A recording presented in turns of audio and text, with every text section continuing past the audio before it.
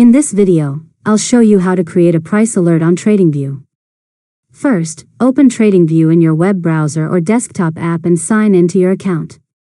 Open the chart for the stock, cryptocurrency, forex pair, or other asset you want to monitor. Now, click the Alert button on the top toolbar, or right-click directly on the price chart and select Add Alert. Next, choose the condition for your alert.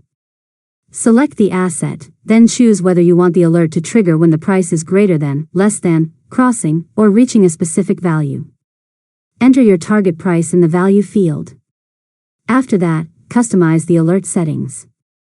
Choose how often the alert should trigger, set an expiration date if needed, and enter a custom alert name or message to help you identify it later.